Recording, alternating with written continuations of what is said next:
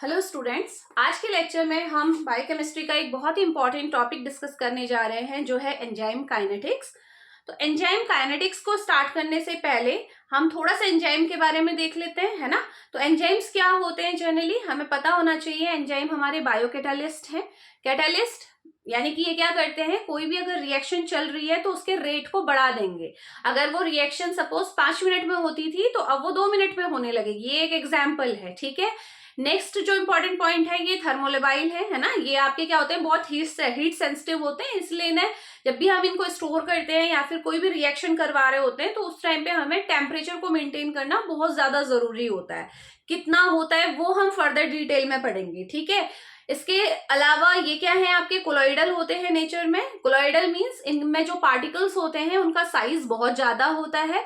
और ये कौन से कोलॉइड की तरह बिहेव करते हैं, हाइड्रोफिलिक कोलॉइड की तरह। हाइड्रोफिलिक कोलॉइड समझ में आ रहा है। हाइड्रोफिलिक मतलब वाटर लविंग, यानी कि ये आसानी से वाटर में आपके डिसॉल्व हो जाते हैं, ठीक है। और पार्टिकल साइज ज्यादा है, इसी वजह से ये कोलॉइड्स है, ठीक हो गया। इसके अलावा जो इंपॉर्टेंट पॉइंट है आपके वो हम लोग देख लेते हैं। तो अभी जो है हमारा स्टार्ट हो रहा है आपका एंजाइम काइनेटिक्स, ठीक है। तो एंजाइम काइनेटिक्स मतलब क्या है, अभी हमने बोला कि ये कैटालिस्ट है, यानी कि ये अगर किसी भी रिएक्शन में इन्वॉल्व होंगे तो रेट बढ़ जाएगा रिएक्शन का। लेकिन ये फाइनल जो रिएक्शन कंप्लीट हो जाती है ना तो उसके बाद एज इट इज बाहर निकल जाते हैं, फ्री हो जाते हैं, ठीक है। इन्वॉल्व हो रहे हैं लेकिन इनका असलियत में प्रोडक्ट बनाने के बाद ये हमारे वैसे के वैसे आपको बाद में मिल जाएंगे। तो एंजाइम काइनेटिक्स के लिए जो हमारी मेन इक्वेशन जो हम डिस्कस करते हैं वो कौन सी है, आपकी मिकेलिस मेंटन इक्वेशन, ठीक है। और इस इक्वेशन से रिलेटेड बहुत सारे कॉन्सेप्ट हैं जो आज के लेक्चर में आपके क्लियर हो जाएंगे। और इससे रिलेटेड क्वेश्चन हमारे कॉम्पिटिटिव एग्जाम्स में ज्यादातर देखने को मिलता है ना। तो वो सारे हमारे टॉपिक हम यहाँ पे क्लियर करने की कोशिश आज करेंगे। तो एंजाइम काइनेटिक्स बेसिकली हमें क्या बताती है, एंजाइम काइनेटिक्स में हम जो चीज डिस्कस करते हैं वो क्या है, हमारा रेट ऑफ रिएक्शन, या फिर हम इसे एक और टर्म इसके लिए यूज कर सकते हैं, वेलोसिटी, ठीक है। वेलोसिटी अभी देखोगे आप, वेलोसिटी भी यही है कि कोई भी अगर रिएक्शन हो रही है तो वो कितने हद तक जा रही है, मतलब मैक्सिमम क्या रेस्पॉन्स आपका आ रहा है, ठीक है। तो देखते हैं। तो जो इक्वेशन का नाम है जो हम फर्स्ट डिस्कस करने जा रहे हैं वो कौन सी है, आपकी मिकेलिस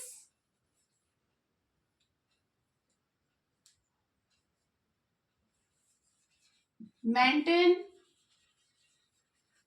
इक्वेशन, ठीक है।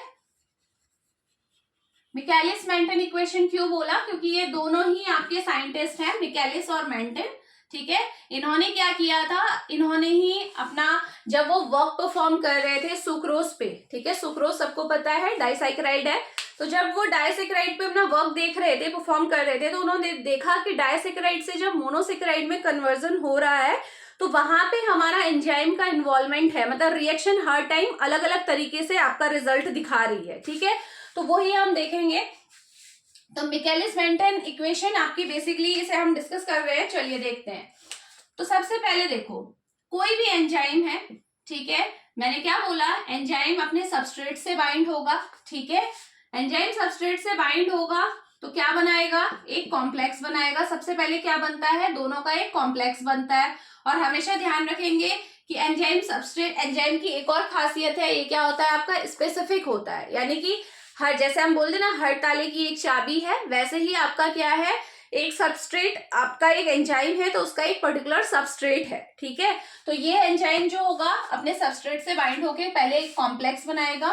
कॉम्प्लेक्स बनाने के बाद क्या होता है, आपका प्रोडक्ट फॉर्मेशन होती है। जो प्रोडक्ट बनना है, जो ये रिएक्शन है, फाइनली एक प्रोडक्ट बनेगा। तो वो प्रोडक्ट बना और साथ में जो आपका एंजाइम था वो अपना फ्री फॉर्म में बाहर आ गया, ठीक है। तो एंजाइम देखो इन्वॉल्व हुआ पूरी रिएक्शन में, लेकिन लास्ट में आपका फ्री होके बाहर निकल गया। तो जब ये रिएक्शन होती है तो यहाँ पे कांस्टेंट इन्वॉल्व रहेंगे। ऑब्वियसली जब भी हम रेट ऑफ रिएक्शन की बात करते हैं तो रिएक्शन के कांस्टेंट हमेशा होते हैं। तो जैसे देखो E+S, यानी कि एंजाइम और सबस्ट्रेट आपस में मिलके जब ES कॉम्प्लेक्स बनाते हैं तो यहाँ पे जो कांस्टेंट इन्वॉल्व है उसका वो कौन सा है, K1, ठीक है, K1। उसके बाद ये रिएक्शन जो होती है वो रिवर्सिबल है, यानी कि जब एंजाइम और सबस्ट्रेट मिलके ईएस बना सकते हैं तो ईएस वापस से टूट के एंजाइम और सबस्ट्रेट भी बना सकता है, और ये दोनों ही क्या रहते हैं, इक्विलिब्रियम में रहते हैं। तो ये प्रोसेस लगातार चल रही है, ठीक है। तो यहाँ पे देखो जो ईएस से ये दोनों बन रहे हैं, E प्लस एस बन रहा है, ये जो मैंने एरो लगाया हुआ है, यहाँ पे दूसरा कांस्टेंट कौन सा इन्वॉल्व है, K-1, ठीक है। अब जो ये ES है, ES क्या बना रहा है, प्रोडक्ट बना रहा है और एंजाइम अपना फ्री हो रहा है, तो यहाँ पे भी एक कांस्टेंट हमारा इन्वॉल्व है, वो कौन सा कांस्टेंट हो गया आपका, K2, ठीक है। तो ये कांस्टेंट बहुत इंपॉर्टेंट है क्योंकि हमें पूरी इक्वेशन को, देखो ये आपके ऊपर है, आप अगर मिकेलिस मेंटन इक्वेशन को डिटेल में देखना चाहते हो कि किस तरीके से इसका डेरिवेशन होता है, क्योंकि इसके डेरिवेशन के साथ साथ ही आपके बहुत सारे पॉइंट क्लियर हो जाते हैं, तो आपको पूरा देखना चाहिए। अदरवाइज आप केवल मिकेलिस मेंटन जो इक्वेशन लास्ट में डिराइव होके आएगी ना, उसको भी याद कर लो तो वो भी आपका काम कर देगी, लेकिन अगर डिटेल में आपके ज्यादा वैसे क्वेश्चन आ जाते हैं ना, तो वहां पे आपको पूरा अगर डेराइव करना आपको समझ में आता है तो वो बहुत बेस्ट है आपके लिए, ठीक है। तो मैं अपनी तरफ से आपको पूरा ही बता रही हूँ। तो देखो मिकेलिस मेंटन इक्वेशन कैसे हुई, तो मिकेलिस मेंटन जो हमारे साइंटिस्ट थे, इन्होंने एक अजम्पशन दिया, अजम्पशन बेस्ड आपकी इक्वेशन है ये। तो उन्होंने क्या अजम्पशन दिया कि जो आपका क्या है, अभी हमने पूरे रिएक्शन में क्या देखा आपने कि ये जो एंजाइम सबस्ट्रेट कॉम्प्लेक्स है ये बन भी रहा है और टूट भी रहा है।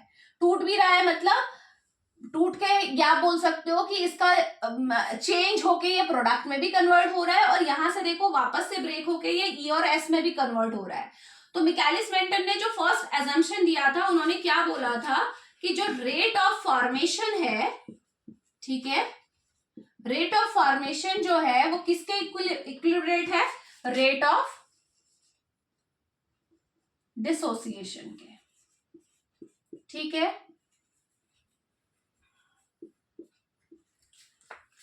तो क्या है, देखो रेट ऑफ फॉर्मेशन क्या होगा, तो सबसे पहले हम क्या देखते हैं, K1 के रेस्पेक्ट में देखते हैं, ठीक है।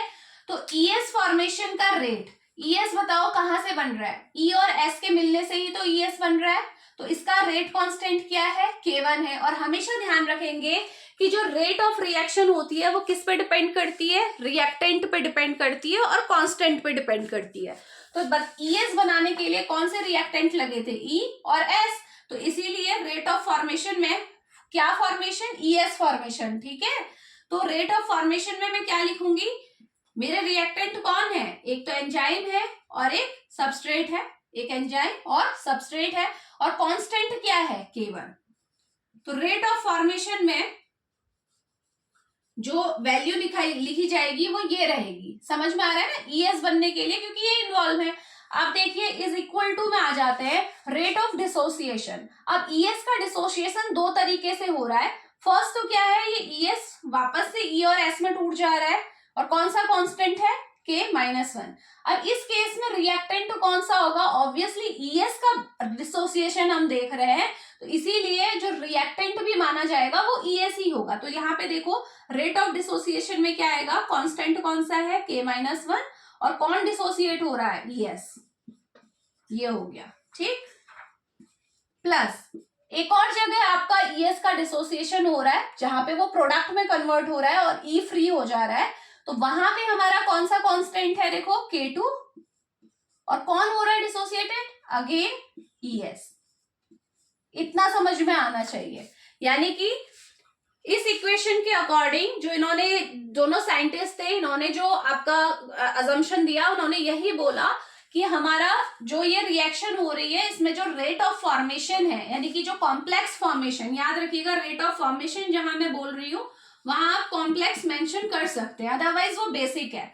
Rate of complex formation rate of dissociation के बराबर होगा, तो उस हिसाब से हमने इसे बना लिया, क्योंकि हमें पता है कि डिसोसिएशन के लिए दो कांस्टेंट इन्वॉल्व है, एक K-1 जिससे इस डायरेक्शन में डिसोसिएशन हो रहा है, और यहाँ K2 ये आ गया, और जो फॉर्मेशन तो एक ही तरीके से हो रही है ये इसकी, इन दोनों के मिलने से, तो ये आ गए, देखो अलग अलग आपने लगा दिया और K1 कांस्टेंट आ गया। अब इसे हम आगे को सॉल्व करके देखते हैं, फटाफट से इसे सॉल्व करते हैं। चलिए, तो क्या करना है, E और S को हम इसी साइड रखेंगे, ठीक है, और यहां से देखो ES को आप क्या ले लो, कॉमन ले लेते हैं क्योंकि दोनों में ES है ना।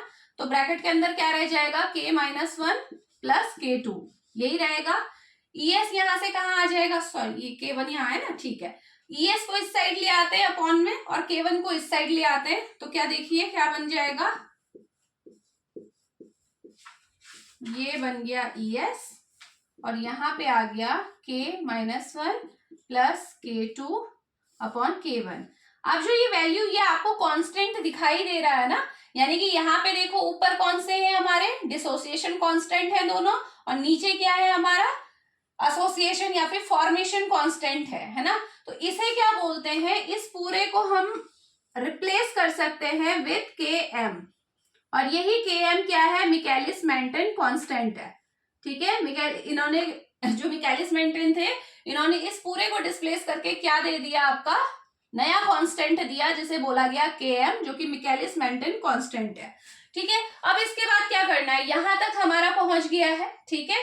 तो अब फाइनल यहाँ पे मैं लिख सकती हूँ, क्या आ जाएगा, ES, नीचे आ जाएगा ES कॉम्प्लेक्स और इक्वल टू में आ जाएगा Km।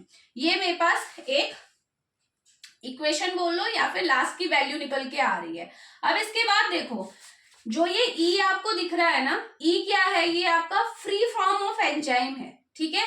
हमेशा ध्यान रखेंगे, अगर मैं यहाँ पे कहीं मेंशन कर देती हूँ, जो E टोटल होता है ना, यानी कि पूरी रिएक्शन में जो टोटल एंजाइम है वो किस किस फॉर्म में हो सकते हैं, या तो वो फ्री फॉर्म में होगा या फिर वो कॉम्प्लेक्स बना चुका होगा। दो ही केस हो सकते हैं एंजाइम के, या तो वो फ्री फॉर्म में अवेलेबल है या फिर वो कॉम्प्लेक्स बना चुका है। तो इसका मतलब जो मेरा एंजाइम टोटल होगा वो कैसे कैसे हो सकता है, E प्लस ES, है ना। यानी कि ये E क्या है आपका, फ्री फॉर्म में एंजाइम हो गया, ES मतलब जो कि कॉम्प्लेक्स फॉर्म में है, यही बनता है। तो ये दिमाग में रखना है। अब देखो E की जगह पे, अब इसको मैं थोड़ा ES को इस साइड ले आती हूँ, तो क्या बन जाएगा, E is equal to E total minus ES, ये बन गया, ठीक है। अब देखो यहाँ पे E की जगह पे मैं ये वाली वैल्यू पुट कर सकती हूँ, है ना। तो यहाँ पे देखो E की जगह पे आप लिख लीजिए, तो क्या हो जाएगा, E की जगह पे मैंने लिख लिया E टोटल, टोटल नहीं लिख रही हूँ मैं, T लिख दिया, ठीक है। E टोटल माइनस ES, यही है, E की जगह लिख सकते हैं ना, ठीक। या इसे ऐसे लिख सकते हो आप, ये हो गई इक्वेशन 1, ये हो गई 2। तो अब हम लिख सकते हैं कि हमने क्या किया, सेकेंड इक्वेशन को फर्स्ट इक्वेशन में रखा, तो E की जगह पे रख दिया है देखो वैल्यू, और यहाँ ब्रैकेट में S एज इट इज रहेगा, डिवाइड में आ जाएगा ES और यहाँ पे आ गया Km। इतना समझ में आना चाहिए, ठीक है। अब इससे आगे हमें बढ़ना है। अब इसका एम, इससे आगे हम जो भी बढ़ेंगे ना, तो हमें फाइनली देखो ES की वैल्यू निकालनी है। दिमाग में हमें ये रखना है कि एंजाइम सबस्ट्रेट कॉम्प्लेक्स की वैल्यू हमें इसे सॉल्व करके निकालनी है। तो फटाफट निकालते हैं। देखो इसी को सॉल्व करना है, इसमें ज्यादा कोई दिमाग लगाने वाली बात नहीं है, सॉल्व करते चलो वो बन जाएगा, ठीक है। कहाँ पे करते हैं इसे, यहाँ पे कर लेते हैं, ठीक है, फिर बाद में हटा लेंगे। देखो सबसे पहले हम क्या करेंगे, ये जो सबस्ट्रेट बाहर है इससे अंदर क्या कर देंगे, दोनों को मल्टीप्लाई कर देंगे, करो तो क्या बनेगा, ET into S minus ES है पहले से, ES इंटू S, यही होगा, ठीक है। इसे ब्रैकेट में कर लेना S को, ये सबस्ट्रेट की कंसंट्रेशन है, ठीक है। डिवाइडेड बाई क्या है हमारे पास, ES, है ना। और फिर क्या आ जाएगा, चलो इसे भी एक और यहीं पे मैं इसी स्टेप को यहीं पे कर देती हूँ, ज्यादा लंबा नहीं खींचेगा ये, है ना। एक और काम कर लेते हैं, ये देखो ये जो ES है ना, इसको हम क्या कर लेते हैं, यहाँ ले लेते हैं Km के साथ। मैथमेटिक्स में पढ़ा होगा ना क्रॉस मल्टीप्लीकेशन, Km के नीचे कुछ नहीं है तो 1 मान लेंगे, तो यहाँ क्रॉस मल्टीप्लाई करो, ES Km से मल्टीप्लाई हो जाएगा, तो इज इक्वल टू में आ जाएगा ES इंटू Km। इतना इजी है, ठीक है, नॉर्मल है ये, बिल्कुल इजी मैथमेटिक्स है। तो अब क्या करते हैं हम, देखो ES दोनों में है तो इनको एक साइड ले लेते हैं, तो ET इंटू S, और इस साइड आ जाएगा आपका, यहां ले लोगे तो क्या होगा, ES Km ES और ब्रैकेट में आ जाएगा S। प्लस का आएगा, है ना, ये माइनस था, यहाँ के क्या हो जाएगा, प्लस का हो जाएगा। अब देखो ES दोनों में कॉमन है, तो ES को हम कॉमन ले लेते हैं, ES आ जाएगा, ब्रैकेट के अंदर क्या आ जाएगा, KM प्लस S, और यहाँ पे क्या आ जाएगा, ET, और ब्रैकेट में क्या आ जाएगा, S। अब मैंने बोला था ना कि मैंने क्या कहा था आपसे, इसके आगे हम जो भी चीज सॉल्व करेंगे हमें फाइनली ES की वैल्यू लेके आनी है। तो यहाँ पे निकल रही है देखो ES की, ES यही रहने देंगे, इसको हम क्या कर देंगे, इसके अपॉन में लेके आ जाएंगे, ठीक है। तो ES इज इक्वल टू क्या आ जाएगा हमारे पास, ET इंटू S, और डिवाइड में आ जाएगा KM प्लस S। तो ये हमारा ES की वैल्यू निकल के आ गई है, जो हमारा एम था, जो हम इतना ज्यादा सॉल्व करने में लगे हुए थे। तो यहाँ से ES की वैल्यू हमारे सामने आ चुकी है।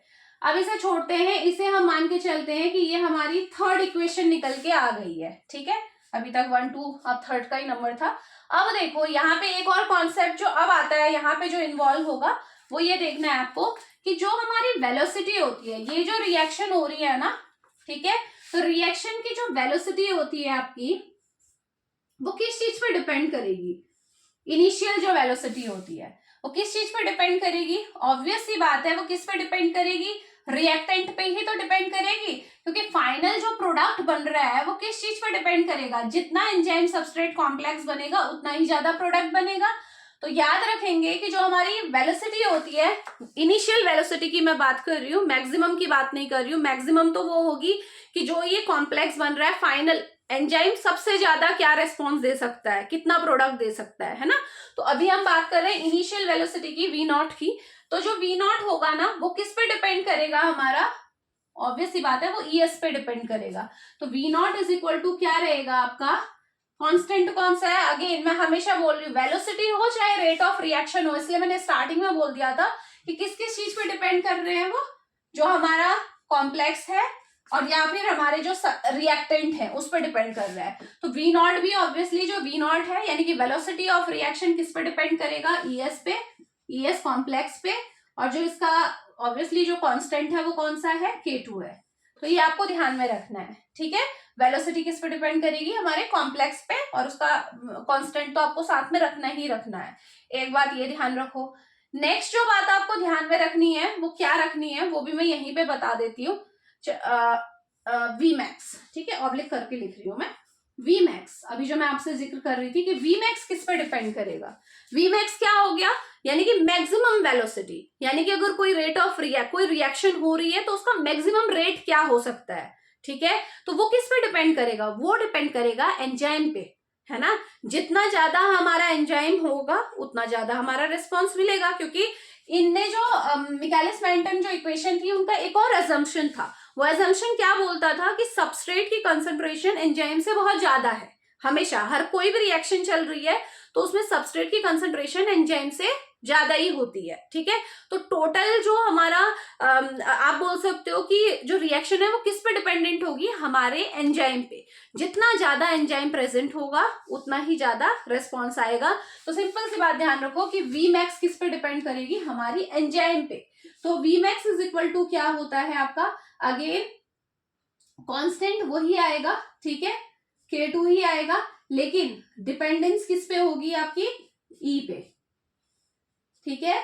जो हमारा टोटल E है, यानी कि जो टोटल एंजाइम जितना हमारा रिएक्शन में इन्वॉल्व हो रहा है उसी पे हमारा Vmax डिपेंड करता है। तो ये दो चीजें आपको ध्यान में रखनी है।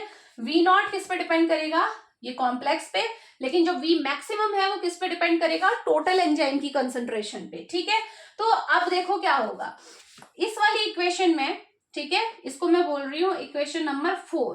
तो हम क्या करते हैं, इक्वेशन नंबर 4 में 3 से जो हमारी ES की वैल्यू निकल के आई है वो पुट कर देते हैं, ES के बदले इसे लिख देते हैं। तो करो चलो, V0 is equal to K2, ES की जगह क्या लिख दो, ET into substrate concentration divided by Km plus substrate concentration. इतना पहुंच गए, ठीक है, इतना लिख लिया। केवल हमने क्या किया, ES की वैल्यू इस एंजाइम इस इक्वेशन में हमने पुट कर दी। अब देखो यहाँ पे क्या आ रहा है, K2ET।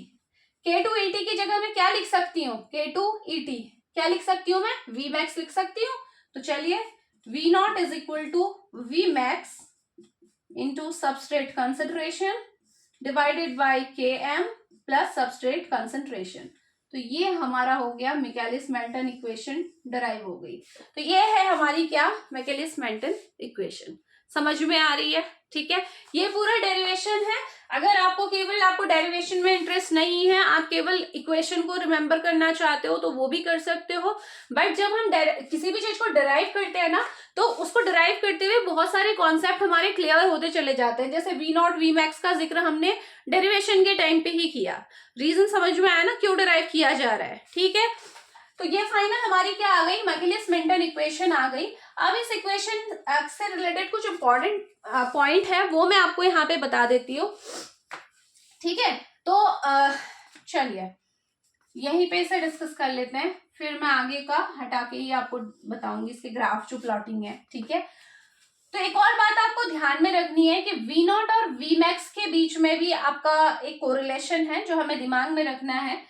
तो एक और जो बात है वो यहाँ पे देख लो आप, जब भी हमारा जो वेलोसिटी है हाफ ऑफ Vmax होती है, वेलोसिटी हाफ ऑफ Vmax होती है, यानी कि जितना हमारा मैक्सिमम वेलोसिटी है उसका आधा वेलोसिटी, यानी कि उसका आधा रेट ऑफ रिएक्शन जिस कंसंट्रेशन में हम ऑब्जर्व करते हैं ना, उसे हम क्या बोलते हैं, Km बोलते हैं। ठीक है, अभी एक मैंने बोला लेकिन आप सोचेंगे कि मैम ने पता नहीं क्या बोल दिया, तो वही मैं यहाँ पे आपको बता देती हूँ कि जब हमारा क्या होगा, V0 हमारे की जगह आप लिख दो हाफ Vmax, यानी कि V0 हमारा क्या है, हाफ Vmax जब रहता है, तो तब की कंडीशन में आपको बता रही हूँ। तो इक्वेशन में मैंने V0 की जगह हाफ Vmax लिख दिया और यहाँ पे मैंने लिखा Vmax into substrate concentration, same वही जा रही है, मैंने कुछ चीज चेंज नहीं किया है यहाँ पे। ठीक है, Km प्लस सबस्ट्रेट कंसंट्रेशन, इतना कर लिया। अब हम क्या करते हैं, रिएक्शन को क्या कर देते हैं, रिवर्स कर लेते हैं। ठीक है, तो या फिर क्रॉस में लेके चलते हैं। ठीक है, इसको एक और तरीके से हम समझ सकते हैं, पहले मैं उसे साइड में पहले उसी को करती हूँ, इसको फिर आगे को हम कंटिन्यू करेंगे, है ना, तो आपको ज्यादा बेहतर समझ में आ जाएगा यहां से। ठीक है, दोनों साइड हमारा क्या है, Vmax है, तो मैं इसे यहां से इसे कैंसिल कर देती हूँ। ठीक है, क्लियर है ना, कोई पॉइंट प्रॉब्लम तो नहीं है ना, मैंने क्रॉस मल्टीप्लाई किया है यहाँ पे भी। ठीक है, तो ये हो गया। अब यहाँ पे देखो Km इज प्लस S आ गया और यहाँ पे क्या है, 2S है, तो Km इज इक्वल टू क्या आ गया, 2S माइनस S, यानी कि S, यानी कि Km is equal to S आ गया। ठीक है, तो ये मैंने क्यों आपको बताया, ये अब आपको ग्राफ से भी समझ में आ जाएगा। मैं यहाँ पे भी आपको बता देती हूँ कि जब भी हमारी सबस्ट्रेट की वो कंसंट्रेशन, ठीक है, यहां से समझो, सबस्ट्रेट की वो कंसंट्रेशन जो कि मैक्सिमम का हाफ रिस्पॉन्स प्रोड्यूस कराती है, जितना भी मैक्सिमम रिस्पॉन्स कोई एंजाइम प्रोड्यूस करता होता, उसका हाफ रिस्पॉन्स जो कंसंट्रेशन कराती है उसे हम, वो हमारी क्या होती है, Km होती है। ठीक है, जो है मिकेलिस मेंटन कांस्टेंट है ना हमारा, यहां से अब आपको उसकी कांस्टेंट का रियल इंप्लीकेशन समझ में आ जाएगा कि सबस्ट्रेट की वो कंसंट्रेशन जिसके थ्रू हम क्या कर सकते हैं, एंजाइम का जो मैक्सिमम रिस्पॉन्स आता था उसका आधा रिस्पॉन्स प्रोड्यूस करा सकते हैं। ठीक है, उसे हम क्या बोलते हैं, Km बोलते हैं। और ये अब हम ग्राफ से समझेंगे, वहां पे आपको ज्यादा बेहतर इसे समझ में आएगा आपको। ठीक है, 1 मिनट, ये तो हमारा हो गया, अब इसकी जरूरत नहीं है। ठीक है, जितना हमने कर लिया ये, इसकी जरूरत नहीं है।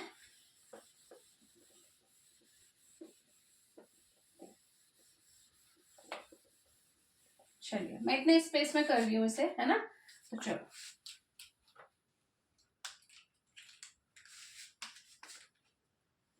ग्राफ प्लॉट करते हैं। मिकेलिस मेंटन जो हमारा ग्राफ है वो कैसा होता है, ये जो ग्राफ है ऑब्वियसली हम किस किस के बीच में प्लॉट करेंगे, रिएक्शन। हम इसमें क्या देखते हैं, इसमें हम देखते हैं कि सबस्ट्रेट और वेलोसिटी, इन दोनों के बीच में ग्राफ प्लॉट किया जाता है। यानी कि एंजाइम तो आपको पता है, एंजाइम तो क्या है, बायोकैटालिस्ट की तरह वर्क कर रहे हैं, रिएक्शन में इन्वॉल्व होंगे और बाद में अपना एज इट इज बाहर निकल जाएंगे। तो यहाँ पे मेन जो हो रहा है वो हम सबस्ट्रेट को देख रहे हैं कि ये सबस्ट्रेट, ठीक है, सबस्ट्रेट एंजाइम के साथ मिलकर कितना आपका रिस्पॉन्स प्रोड्यूस कर रहा है। रिस्पॉन्स मतलब rate of reaction which is also called as velocity, मैंने यहाँ मेंशन किया हुआ है। ठीक है, तो क्या होता है देखो, जैसे जैसे हम सबस्ट्रेट की कंसंट्रेशन बढ़ाएंगे, एंजाइम है हाँ रिएक्शन में इन्वॉल्व है, जैसे जैसे हम क्या करेंगे, ऐसे करते हैं देखो, जैसे जैसे हम सबस्ट्रेट की कंसंट्रेशन बढ़ाएंगे रेट ऑफ रिएक्शन बढ़ता चला जाएगा। ठीक है, बढ़ रहा है, लेकिन एक पॉइंट ऐसा आएगा जब हमें प्लेटो देखने को मिलेगा और इस तरीके से हमारा क्या आ जाएगा, ग्राफ आ जाएगा। ठीक है, यही होता है। अब ये क्यों हो रहा है ये देख लो, आपने क्या किया, सबस्ट्रेट की कंसंट्रेशन को बढ़ाया, जैसे जैसे हमने सबस्ट्रेट की कंसंट्रेशन बढ़ाया तो ये ग्राफ ऊपर की ओर, बल्कि मैं इसे थोड़ा सा और नैरो करूंगी सो दैट वो कंसंट्रेशन बढ़ता हुआ आपको दिखाई दे, है ना, ये बढ़ रहा है देखो, ये कंसंट्रेशन बढ़ी। ठीक, तो कंसंट्रेशन जैसे जैसे सबस्ट्रेट की हम बढ़ाते चले गए वैसे वैसे हमारी रिएक्शन वेलोसिटी बढ़ती चली गई, लेकिन एक पॉइंट में आके अब ये प्लेटो आ गया। क्यों आ गया प्लेटो? इस वजह से आया कि अब कोई एंजाइम है ही नहीं।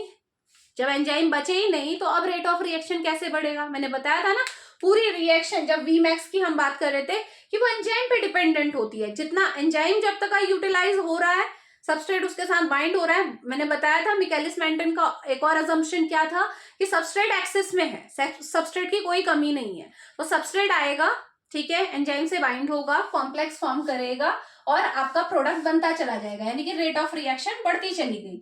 लेकिन इस पॉइंट पे आके जो ये प्लेटो हमें देखने को मिल रहा है, यानी कि अब जो फर्दर इंक्रीज नहीं हो रहा, वो क्या बता रहा है कि अब एंजाइम क्या हो चुके हैं, सैचुरेट हो चुके हैं, अब एंजाइम के पास जगह नहीं है, अब एंजाइम फुल्ली आपके ऑक्यूपाइड है। ठीक हो गया, तो ये बात ध्यान में रखनी है।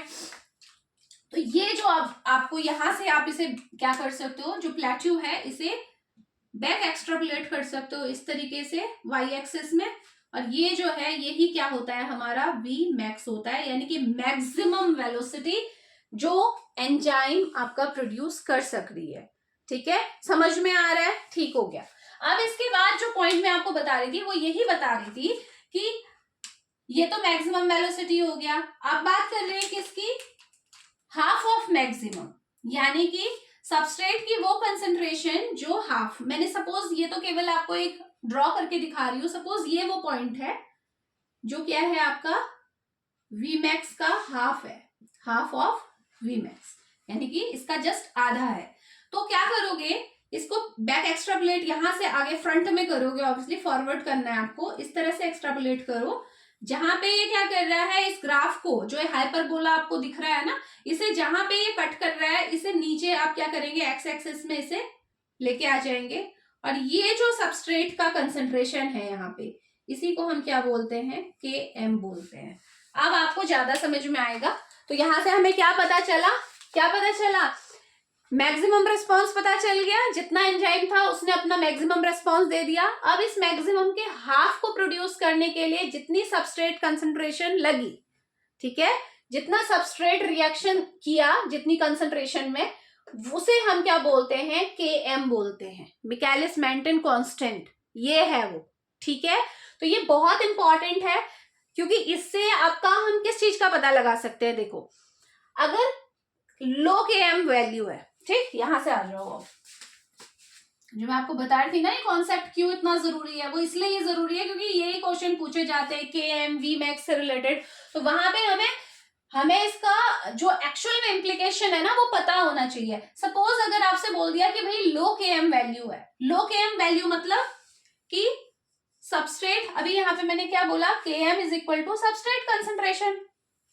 जब मैंने इसे पूरा डिराइव किया तो वहां से फाइनल क्या निकल के आया था, जब हाफ वाला ये लगाया था हमने, तो क्या निकल के आया था कि जो Km है वो सबस्ट्रेट कंसंट्रेशन को बता रहा है। ठीक है, लो Km का मतलब लो सबस्ट्रेट कंसंट्रेशन, जितना लो वैल्यू Km की होगी इस साइड को जाएगा, इसका मतलब सबस्ट्रेट की कंसंट्रेशन उतनी ही कम है, यानी कि बहुत कम सबस्ट्रेट कंसंट्रेशन में ही हमारा रिस्पांस बहुत अच्छा मिल रहा है। यही तो बोल रहे हैं, अगर आपका हाफ रिस्पांस प्रोड्यूस करने के लिए, हाफ ऑफ मैक्सिमम, आपको बहुत कम सबस्ट्रेट की जरूरत पड़ रही है, तो इसमें खासियत किसकी है, ये खासियत किसकी है, एंजाइम की है, कि एंजाइम की एफिनिटी टुवर्ड्स सबस्ट्रेट बहुत ज्यादा है, यानी कि एंजाइम के सबस्ट्रेट के साथ जो बॉन्डिंग है वो बहुत ज्यादा स्ट्रांग बॉन्डिंग है ना।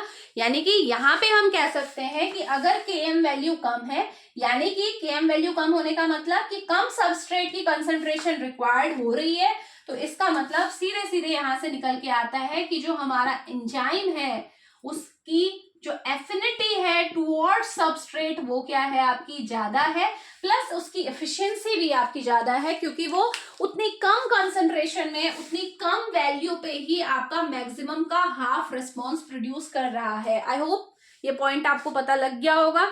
इससे बहुत ज्यादा क्वेश्चन आपका पूछा जाता है, केवल ये कॉन्सेप्ट जिसको समझ में आता है वो इजिली आंसर कर सकता है। समझ में आया? ठीक है। दूसरी बात, अब उसी का अपोजिट ले लो कि किसी की Km वैल्यू ज्यादा आ रही है सपोज, ठीक है। Km वैल्यू ज्यादा होने का मतलब यानी कि ज्यादा सबस्ट्रेट की जरूरत पड़ रही है ना, to get half of the maximum response, ठीक है। मैक्सिमम जितना था उसका हाफ को अचीव करने के लिए हमें सबस्ट्रेट ज्यादा लेना पड़ रहा है, तो इसका मतलब एंजाइम और सबस्ट्रेट के बीच की जो आपकी बॉन्डिंग है वो वीक है ना, वो उतना अच्छा इंटरेक्शन नहीं दिखा रहा है। या फिर हम बोल सकते हैं सेम इसी टर्म में अगर बोलना है तो हम बोल सकते हैं कि हमारे एंजाइम की एफिनिटी टुवर्ड्स द सबस्ट्रेट वो क्या है, बहुत कम है, ठीक है। ये समझ में आ रहा है? तो ये Km का कॉन्सेप्ट है जो आपको दिमाग में बैठा लेना है कि Km कैसे सबस्ट्रेट कंसंट्रेशन से आपका लिंक्ड है, ठीक है। कह देने से नहीं होगा कि मिकेलिस मेंटन कांस्टेंट है, बस उसकी आपने ये इक्वेशन याद कर ली है ना, काम चल गया। इक्वेशन में जो आपके ये आपके दिख रहे हैं आपको, यानी कि जो आप बोल सकते हो कि जो आपके पॉइंट्स आपको नजर आ रहे हैं, तो उनकी वैल्यू उसके बारे में भी तो पता होना चाहिए कि क्या है वो, ठीक है। तो ध्यान में रखेंगे। तो ये हमारा क्या है, ग्राफ है, मिकेलिस मेंटन का ग्राफ है बेसिकली, और ये हमारा हमेशा क्वेश्चन में पूछा जाता है, एमसीक्यू में मल्टीपल क्वेश्चन में ये आया हुआ है कि जो ये ग्राफ बनता है वो कैसा होता है, तो हाइपरबोला है ये, ठीक है, ध्यान में रखना है। और इसके बाद जो हम इक्वेशन पढ़ने जा रहे हैं, ठीक है, लीन वीवर बुर्क इक्वेशन, जो उसका प्लॉट है वो बेसिकली इसी का मॉडिफिकेशन है, ठीक है। अभी आप देखोगे मॉडिफिकेशन क्यों मैं बोल रही हूँ और इसमें क्या ऐसी कमी है जिसको हम लीन वीवर बुर्क जो हमारी इक्वेशन है उससे हम क्या कर सकते हैं, रेक्टिफाई कर सकते हैं। तो वहां पे भी आपको क्या देखने को मिलेगा, वहां पे आपको थोड़ा सा इसी का हम आप बोल सकते हो उसको बोलते हैं डबल रेसिप्रोकल प्लॉट भी बोलते हैं, क्योंकि वहां पे हम जो मिकेलिस मेंटन की हमारी फाइनल इक्वेशन थी ना, इसको हम क्या कर देते हैं, रिवर्स कर देते हैं, ठीक है, रिवर्स करके उसे हम निकाल के लाते हैं। तो ये है आपका क्या, मिकेलिस मेंटन इक्वेशन। मैं एक बार चेक कर लेती हूँ इसमें हमारा कुछ पॉइंट रह ना रहा हो। अच्छा हाँ, एक और पॉइंट जो आपके दिमाग में आ सकता है जो हमने नहीं बताया मैंने, वो ये है कि जब एंजाइम सबस्ट्रेट से प्रोडक्ट बनता है ना, तो कुछ अमाउंट में ये रिएक्शन भी आपकी रिवर्सिबल होती है, ठीक है। यहाँ पे मैंने एक ही दिखाया ना, लेकिन क्यों एक दिखाया है कि केवल डिसोसिएशन हो रहा है, वो इस वजह से दिखाया है क्योंकि जो ये प्रोडक्ट फॉर्म होता है ना, ये इसका अकुमुलेशन बहुत ही कम होता है, ठीक है। ये यूज हो जाता है, जब प्रोडक्ट बनता है उसे रिमूव करते रहते हैं जब रिएक्शन होती है, तो उसी वजह से ये जो आपकी बैकवर्ड रिएक्शन होती है ये बहुत ही नेग्लिजिबल होती है, इसीलिए इसे नेग्लेक्ट ही कर देते हैं। तो इसीलिए जो मिकेलिस मेंटन थे दोनों, इन्होंने इस जो आपकी रिएक्शन थी इसमें जो बैकवर्ड हो सकता था उसे बिल्कुल नेग्लेक्ट करके चले हैं, ठीक है। ये इंपॉर्टेंट पॉइंट है, ये भी आपको दिमाग में रखना है। एक और बात कि जो मिकेलिस मेंटन इक्वेशन है ये केवल क्या होती है, एक एंजाइम एक सबस्ट्रेट के लिए ही आपकी क्या है, एप्लीकेबल है, मल्टीपल के लिए नहीं है। अभी आगे मैं आपको बताऊंगी मल्टीपल भी होते हैं, है ना, मल्टीपल रिएक्शन भी होती है।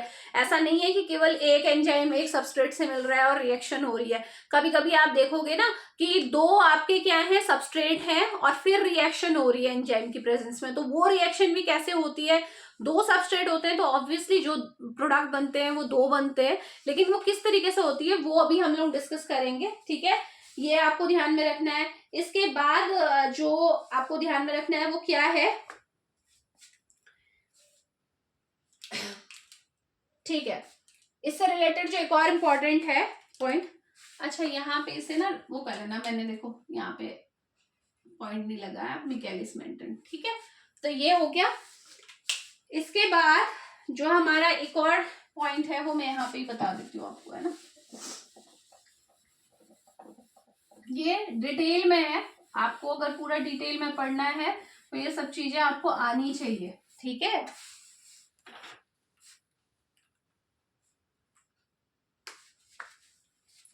एक और आपसे क्वेश्चन पूछा जा सकता है या फिर केवल आपका मल्टीपल चॉइस में आ सकता है, turnover number of enzyme. Basically नाम से पता चल रहा है किसी का भी टर्नओवर क्या है। टर्नओवर मतलब होता है कि एंजाइम कितने सबस्ट्रेट मॉलिक्यूल को प्रोडक्ट में कन्वर्ट कर रहा है एक यूनिट टाइम में। ऐसा नहीं कि बहुत टाइम आप ले लो, पर्टिकुलर एक टाइम है, एक टाइम पीरियड है, उस टाइम पीरियड में कितने सबस्ट्रेट के मॉलिक्यूल आपके प्रोडक्ट में बदल रहे हैं, वही एंजाइम का टर्नओवर है। ठीक है, तो एंजाइम का टर्नओवर अच्छा होगा तो इसका मतलब आपका क्या होगा, ज्यादा आपके एस मॉलिक्यूल कन्वर्ट हो रहे होंगे। तो सिंपल सी बात है कि कितने सबस्ट्रेट प्रोडक्ट में कन्वर्ट हो रहे हैं वो ही हमारा टर्नओवर नंबर है किसी भी एंजाइम का। पर यूनिट टाइम में ये ध्यान रखना कि यूनिट टाइम में ये चीज होगी, इसे हम क्या बोलते हैं, टर्नओवर नंबर बोलते हैं। ठीक है, और ये भी कब की बात होती है, जब एंजाइम पूरी तरह से सैचुरेट हो रहा है। ऐसा नहीं एक एंजाइम है पूरी तरह से सैचुरेट हो गया है, फिर देखो कि कितने आपके सबस्ट्रेट को वो आपका प्रोडक्ट में कन्वर्ट कर रहा है। तो इसकी कंडीशन क्या है कि आपका सैचुरेशन भी होना चाहिए, एंजाइम सैचुरेटेड होंगे और तब ये कन्वर्जन हमने देखना है। तो इसे हम क्या बोलते हैं, टर्नओवर नंबर बोलते हैं। और इसे किससे रिप्रेजेंट करते हैं, के कैट। ठीक है, कैट मतलब कैटालिटिक एक्टिविटी। ठीक है, टर्नओवर नंबर क्या है आपका, कैटालिटिक एक्टिविटी को शो कर रहा है। यानी कि कोई भी एंजाइम जितना ज्यादा कैटालिटिक एक्टिविटी शो करेगा उसका के कैट उतना ही ज्यादा आएगा। और इसके लिए फॉर्मूला भी है आपका, आप लिख सकते हो, पूछे कभी तो कैटालिटिक एक्टिविटी एंजाइम की कैसे निकाली जाती है। तो कैटालिटिक एक्टिविटी ऑब्वियसली दो ही चीजों पे डिपेंड करेगी, वी मैक्स कितना आ रहा है उस एंजाइम का, जो रेट ऑफ रिएक्शन कितना आ रहा है पूरा जब एंजाइम इन्वॉल्व हो रहा है, डिवाइडेड बाय एंजाइम की टोटल कंसंट्रेशन कितनी है। तो ये हमारा फॉर्मूला है। कभी कभी न्यूमेरिकल पूछ लेते हैं, जो हायर कॉम्पिटिटिव एग्जाम्स होते हैं उनमें ये पूछा जाता है, तो ये आपको ध्यान में रखना है। ठीक है, तो ये आपका हो गया। एक आपका एक और आता है इसमें, वो भी लिख लो। ठीक है, वो भी इंपॉर्टेंट है, स्पेसिफिसिटी कांस्टेंट कैसे निकाला जाता है, ये लास्ट है इसका, है ना। तो ये देखो कैसे निकालना होता है, ये निकाला जाता है आपका के कैट डिवाइडेड बाय के एम। ये हमारा इस कांस्टेंट को का फॉर्मूला है। अगर निकालना हो तो स्पेसिफिक कांस्टेंट ऐसे निकाला जाता है। और ये जो कांस्टेंट होता है किसी भी एंजाइम की एफिकेसी को बताता है। ठीक है, एंजाइम एफिकेसी के लिए हम इसे लेते हैं। तो ये आप इस तरीके से हम किसी भी एंजाइम की स्पेसिफिसिटी निकाल सकते हैं। के कैट उसकी कैटालिटिक एक्टिविटी कैसे निकालेंगे ये हमारे पास है। और के एम हमारा क्या है, मिकेलिस मेंटन कांस्टेंट, मैंने अभी बताया था कैसे निकाला जाता है, वो ये है। ठीक है, तो वो ग्राफ में प्लॉट करके आसानी से निकल जाता है ये मिकेलिस मेंटन जो कांस्टेंट है। अब इसके बाद जो नेक्स्ट हमारी इक्वेशन आती है जो मैंने आपको बताई थी, लीनवीवर बुर्क आपका प्लॉट आता है, वो हम किस तरीके से करते हैं वो मैं नेक्स्ट क्लास में आपको बताऊंगी। ठीक है, तो मिलते हैं नेक्स्ट लेक्चर में। Thank you so much.